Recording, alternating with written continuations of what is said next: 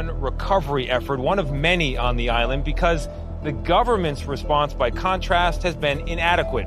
People in the fire zone telling him they haven't seen a government employee in days. So what kind of needs were you hearing about in the days after the fire?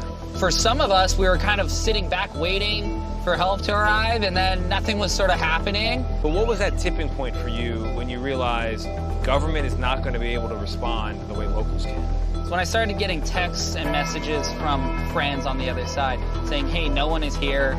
Do you know anyone you can call? Can you help us? And it started off with really being boots on the ground. Okay, let's get the jet skis, let's get the boats. We are not okay. We're not okay.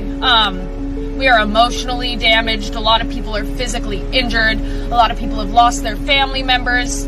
Only 25% of the burn zone has been searched, and there's already been 110 deaths. And it hasn't been the high impact burn zone. There's over 1,300 people without a roof over their head right now, me included.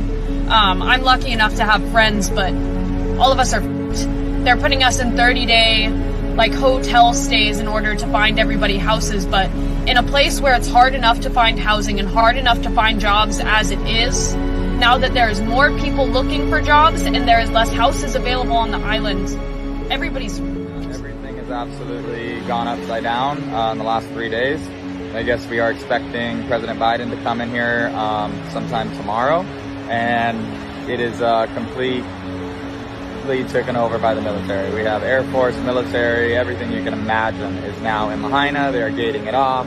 They've put drone restriction, no fly zones, which I expected a while ago.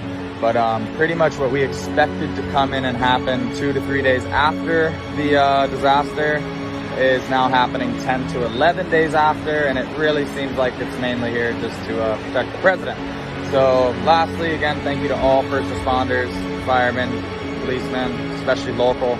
We thank you so much for everything you've done, all your efforts. It just seems definitely a little unorganized, a little late on the government level and what's going on, as well as it's quite obvious that tens of millions of dollars have already been spent just in the efforts to keep our president safe and get him out here.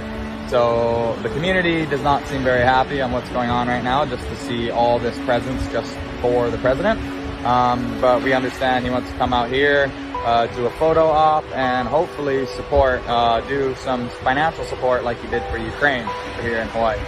A lot of wheels are turning. It's not just supplies right now. We're having some really big meetings right now on the future of Lahaina. There is some optimism. There is some